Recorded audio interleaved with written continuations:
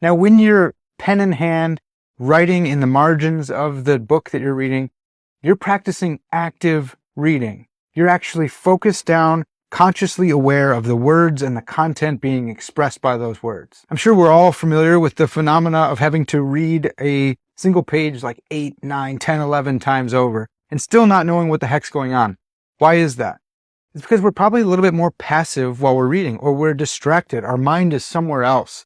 And even though our brain is going through the syntax of reading English sentences or whatever sentences you're reading, the content isn't there. The semantics don't come through because you're not focused on the text itself. You're not reading for content. You're not actively reading. But when you read with a pen in your hand, marking up the text, creating marginalia, taking little notes, you're better able to comprehend what you're reading. Now, some of you may be saying, why can't I just use my laptop? I'll just use my keyboard and take notes that way. I can take much more notes more quickly. Why can't I just do that? Well, there's actually some pretty good psychological research that says taking notes by hand is a better method of learning than taking notes by your computer. So one study that I will link in the description here is by Pam Mueller and Daniel Oppenheimer. Abstract, they say, in 3 studies, we found that students who took notes on laptops performed worse on conceptual questions than students who took notes longhand. We show that whereas taking more notes can be beneficial, laptop note takers' tendency to transcribe lectures verbatim